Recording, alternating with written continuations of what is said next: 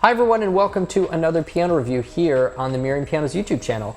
Today we're looking at Casio's GP-510. This is part of their hybrid series. Now we had already done a comparison in this video, so some of you might be thinking, why on earth are they doing this again? Well, we had a request to actually do this on its own, and I was particularly compelled to do it because of my recent purchase of another hybrid piano, which some of you may know about.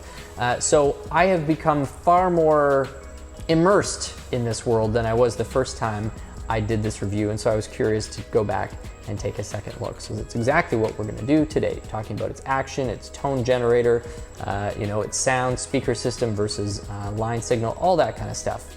If it's the first time that you are finding us here on YouTube, then please do subscribe because we'd love for you to come back. We'd love for you to stay around, watch some more videos, and become a regular viewer and contributor. Comment, let us know what you thought. So without further ado, let's dive right in with Casio's GP-510 right away.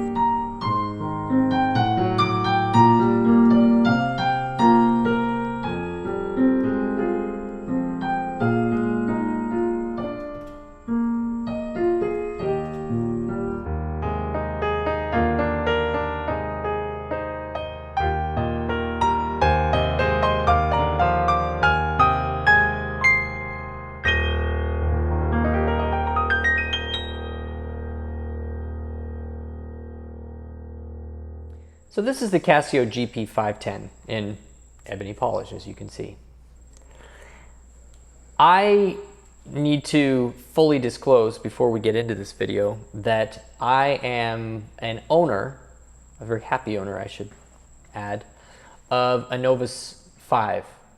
So I am totally into this whole hybrid digital thing.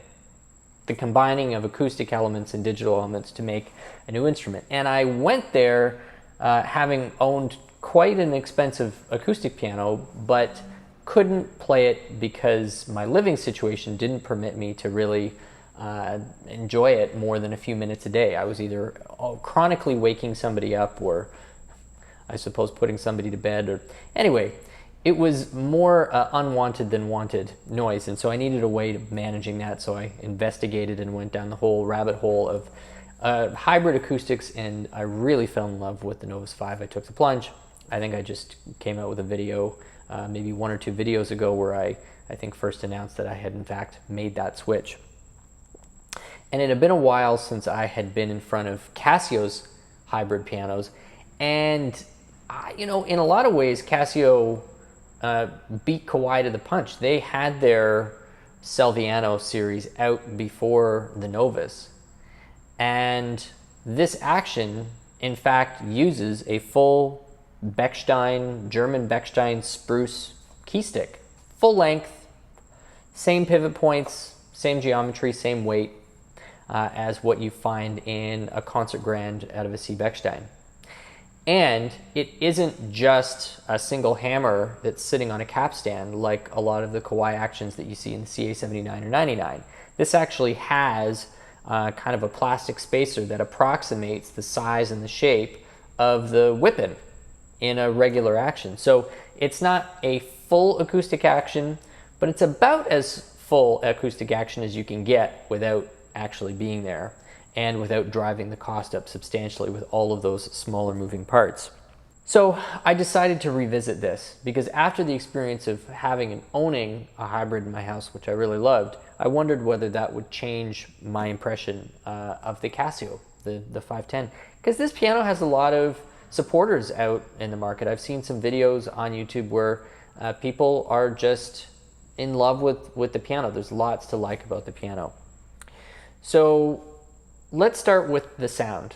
It uses their Air sound chip, which they've just come out, or relatively recently just come out with another sound chip, but it hasn't made its way into most of their piano line yet. So the Air sound chip is still what's shipping with most of their digital pianos. And this comes with 256 notes worth of maximum polyphony, and it's loaded up with 3 sample sets. I don't believe they disclose how many layers they've done this in, but it seems like it's more than their default, which is 4. So we might be looking at 6 sample layers. We might even be looking at 8 sample layers. I'm not sure. If anybody has seen that show up on a forum or a post somewhere where Casio has disclosed that, please let us know in the comments. But it seems like it's pretty substantial. This was a major recording project I know that Casio undertook in Germany. They were in the studio and they had a C Bechstein D282, they had a Hamburg D, and they had a Bösendorfer Imperial. And obviously they did not either get the rights to use those names, or they've decided to not, I guess, distract from their own brand. And they've simply labeled these Berlin Grand, Hamburg Grand, and Vienna Grand. But anybody who's even remotely familiar with the piano business will know what that code language is. They're basically dog whistling those three brands: Bechstein, Steinway, and Bösendorfer. And in the headphones, I really enjoy this instrument almost right off the hop without any tweaking whatsoever. And I'd say that the Bechstein and the Hamburg are my two favorites. For whatever reason, I'm not like in love with how they captured the Bösendorfer, because certainly there's lots to like about a Bösendorfer Imperial, but I just didn't particularly like the capture here. But depending on what I'm playing and what mood I'm in, the Hamburg and the C Bechstein D are both really lovely. There is an option to play each of those three grands in its normal mode, or a mellow or a bright, unless you have some really specific need to have it be super mellow or super bright. If you're just looking for an authentic playing experience, don't even worry about trying those other two modes. The default mode is what actually gives you the unaffected sample layers of those pianos. I think the bright and the mellow likely are just various kind of high pass filters or EQ settings that have been applied to the samples, I think. Now, I said through the headphones. What I've found in playing this with the speakers, and this is what we're listening to now. So before I get started, I should actually tell you how we're capturing this. So we're taking a line out, and so that's going to be one audio source, and we'll list it as an audio source. But then we've also got two stereo microphones just above where my ears are. So it's not exactly a perfect binaural capture, but it's not bad. It's pretty good. So that we can give you the option of listening to both the speakers and the internal signal. What I find when I listen to this from the speakers, the internal speakers, is that I need to have this top panel down. The treble is so present with this up, even on its half stick setting, that I wind up having to turn the volume down. And when I turn the volume down too much, then I wind up with this kind of artificial feel. The impression is the action starts to feel a little bit sluggish and a little bit heavy, and you don't get the dynamic range you need out of the lower presence. So this is, to me, kind of a speaker balance issue, but I was able to completely solve my concerns by closing this right up. And you'd think that that would totally deaden the treble. It doesn't, because there are still tone ports all along the front here that give your ear some of the access to the treble speakers. And the treble speakers are pretty strong. This is part of the issue, and I don't know if it's the acoustics of the room, but I've played this in a few different settings, and it's just a strong treble. There's 100 watts worth of total rated power out of this instrument, which is beefy. So we've got two lower facing mains that are 30 watts apiece, so 60 watts in total. And then we've got two 20 watt, basically two-way, I think they're two-way kind of tweeters. So it's like one of those tweeter in the middle and the mid-range, I think, in the top here. And that's, spitting out quite a bit of high end. And so I've closed this up. It's kind of absorbing a lot of that direct, almost strident treble, but I'm still getting some nice presence through this front tonal strip. So that's how I was able to, solve that problem, because there is no real EQ that you can get into and start mucking with this instrument. There is actually a fairly robust acoustic simulator, they call it, which is basically Casio's option to go in and adjust some of those damper resonances, string resonances, duplex scaling, they call it aliquot. Duplex scaling, extreme, I guess. You've got hammer response, whether there's a delay in the hammer response. There's lid simulator, number of things you can get in there, but EQ isn't one of them. And the mellow settings are just too mellow. So that does it. So here's the Berlin Grand, and I'm going to play a passage right now, and we'll play it first through signal, and then we'll play exactly the same thing through speakers so that you can hear the difference between the two.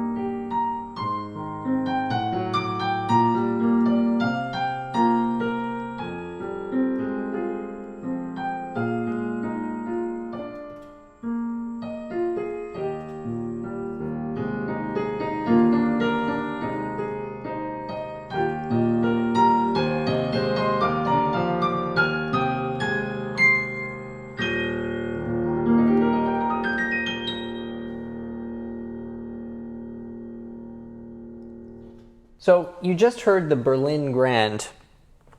Here's the Hamburg.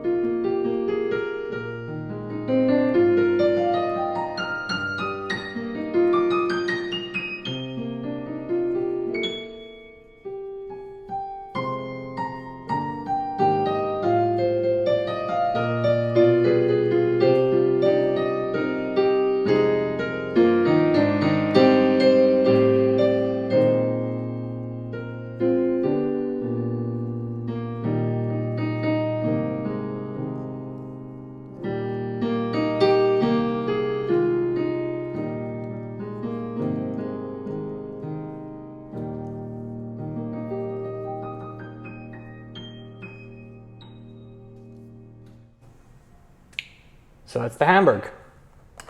And then the Vienna.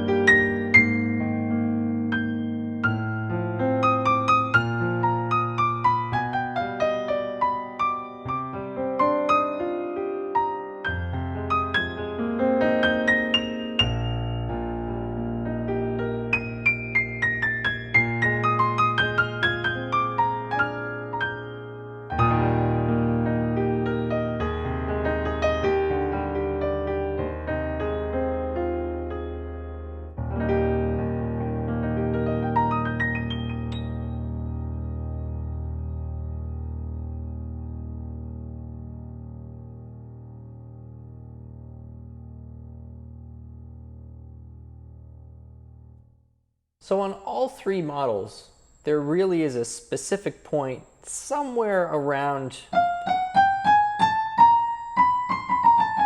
right around here, where everything up from there, you have quite a robust attack off the hammer.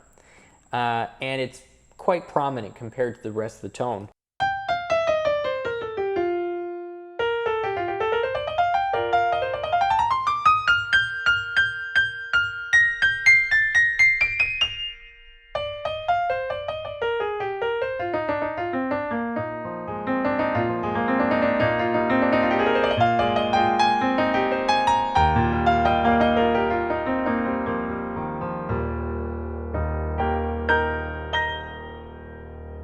Whereas the midsection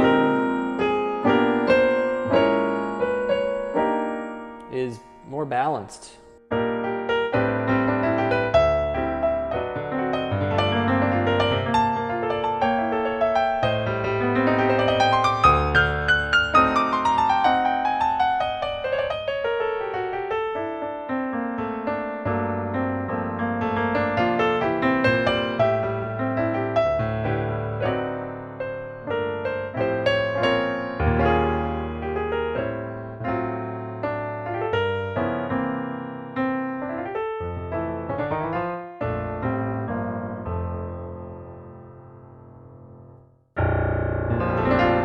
The bass is also quite nice. The closest competitor to this, actually, in my view, is probably the Kawai CA79.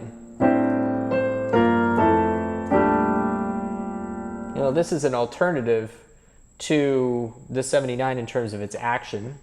It's an alternative in terms of the nature of the sound. And anybody who saw me do that CA79 review will recall I actually had to get in there and do some edits to the 79 as well to get the sound really working for me. There's something about loading up a piano with 100 watts worth of speakers, and unless you really nail the placement of those speakers and how the treble is reflecting within the cabinet and outside of the cabinet, you can wind up with some odd little strident cabinet acoustic aberrations, and they need a little bit of tweaking to get them through. Now, that's one thing that I know Roland spent an inordinate amount of time in engineering on, is the speaker placement and the speaker boxes within things like the LX708 or the GP607 and GP609. Like, that was a big focus for them, and I don't find myself having to tweak that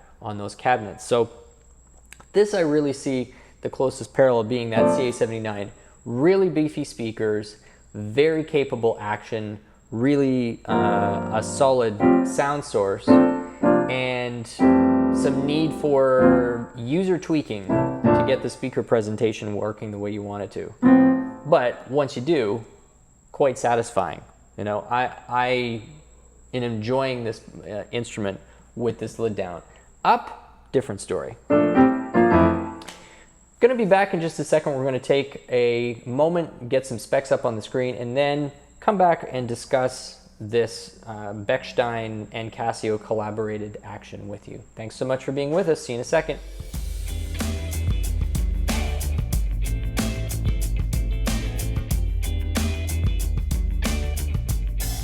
So as I mentioned in the first section, this has a full-length wood key stick, which is kind of a big deal because that means that none of the pivot points, none of the geography is really being simulated. It just is exactly what you get in a Bechstein Grand. And this is actually manufactured by Bechstein. This is a spruce key straight from Bechstein's actions. They then have a whip-in or a whip-in kind of simulated in there, and then the hammer actually sits pretty high up, kind of approximately the same height as it would be on a Grand, but it feels like it's a little bit higher. And the weight of the action, its static resistance, feels like it's pretty similar to what you'd get on a mid-size Grand.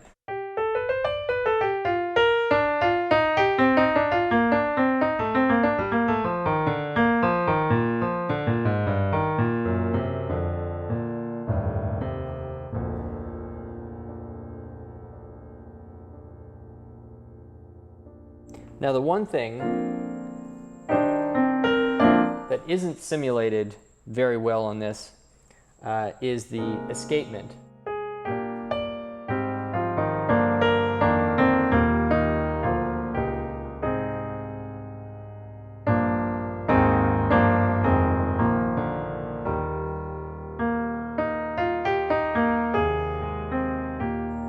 But the sense of movement, the fluidity of the action is really quite nice.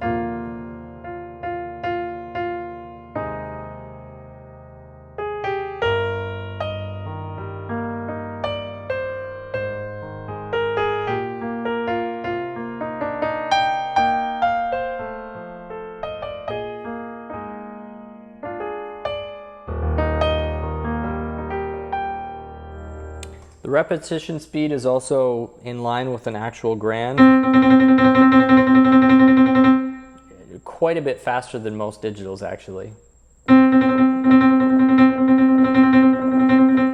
It's really good. And I mean, it's a bit of a gimmick, but for people who really want to see it, you can actually look through there and see the hammer.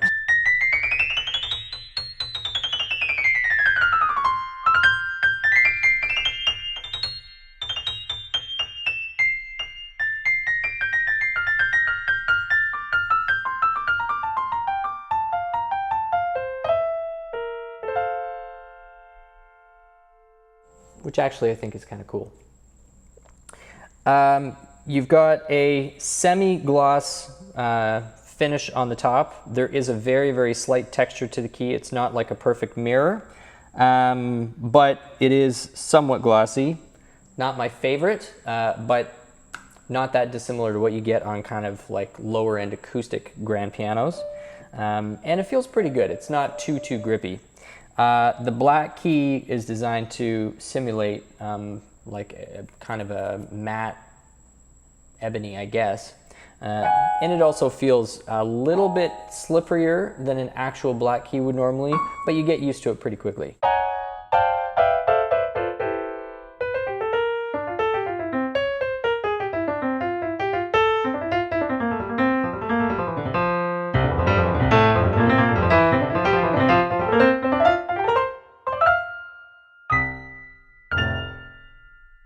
In terms of how it feels next to, say, the Novus Actions, the Novus Actions to me still are a more compelling representation or experience compared to an acoustic piano. But this definitely feels better, or a little more, I think, than what you get on, say, a CA49 or CA59 Kawai. It definitely feels more like a grand piano than what I would get on like a PH50 Roland. Their top action that goes in the LX 706, 708, and the GPs are like those, it's close. And in terms of the Kawai CA79, it's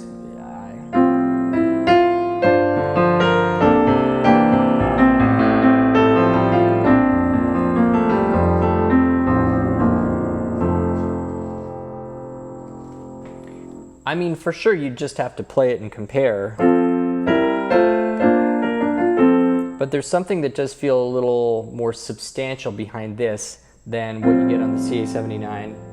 For whatever reason, that it doesn't feel quite that way on the 99, even though I know the 79 and the 99 have the same action. There's something about the response that the 99 gives you with that soundboard that changes your impression of the action.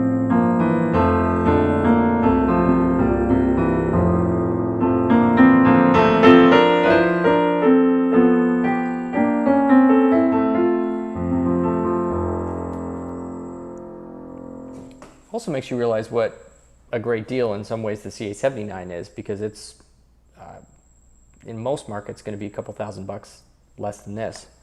Not an MD polish, but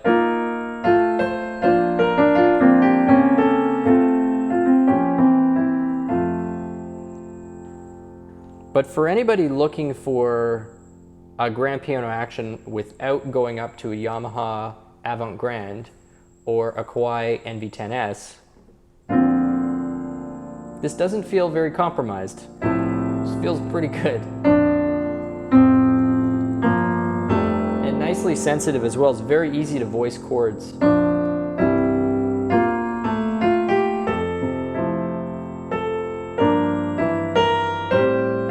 Very easy.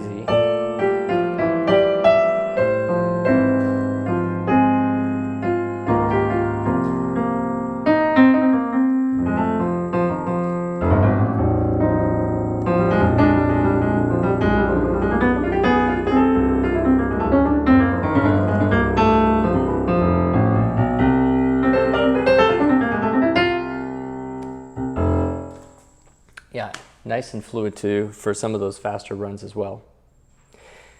That's our discussion on action. We're going to be back for a third quick mention of some of the other features and functionality. Thank you so much for sticking with us. We'll see you in a minute.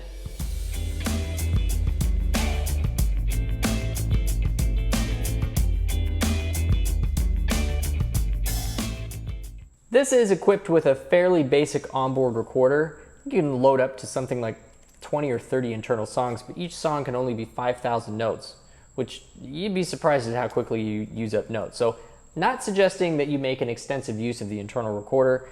Hook this up with a USB cable to your computer if you're going to use this as either a sound source or a MIDI source. Way more functionality. The onboard one is there, it's basic, not super flexible. It has a number of other sounds other than just acoustic piano sounds. It's got some organs, it's got some strings, it's got harpsichords, a number of other things that you can get to. Electric pianos, 60s pianos, harpsichord, vibraphone, strings, synth, pipe organ, acoustic bass, kind of your usual suspects.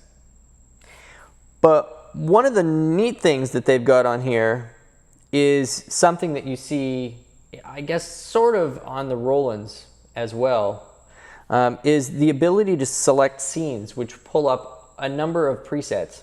And to get to that, you just press the Enter key, and then you're right into it.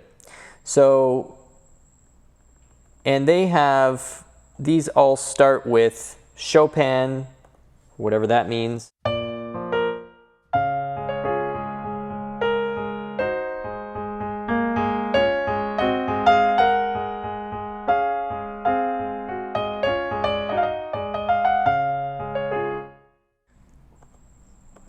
Then it's into Beethoven.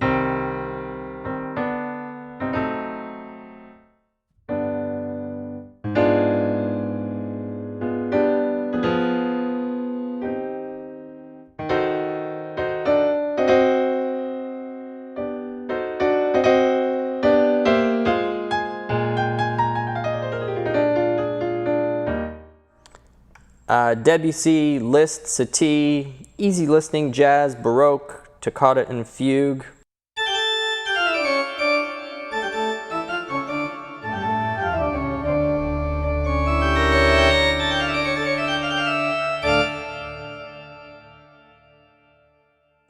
So there's a number of easy ways that you can pull up all of those acoustic simulator settings that we were talking about earlier, and sound presets and layers and all kinds of things. You can also save several user presets in there, so if you find the perfect combination, it's easy to commit to memory and pull that back up using the scene selection function.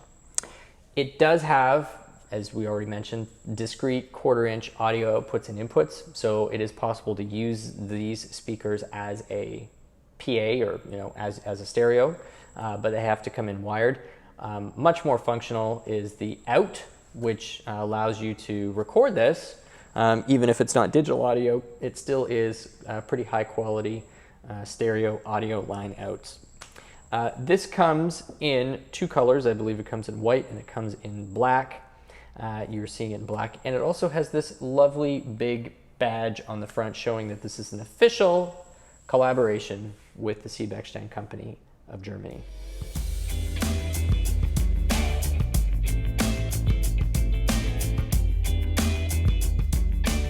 So where does this sit?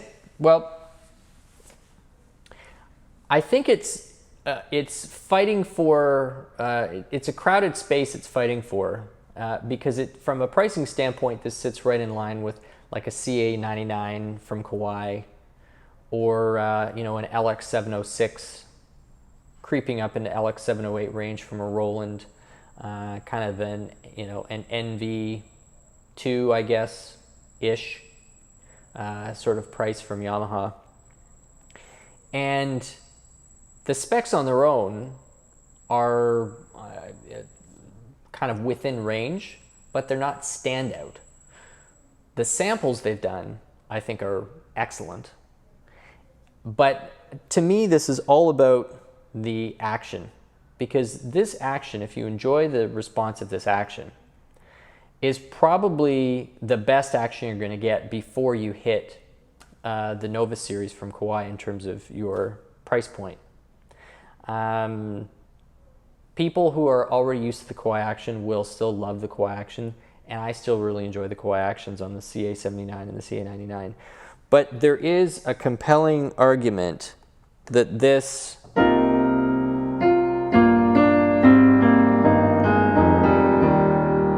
does feel a little bit better, a little more authentic.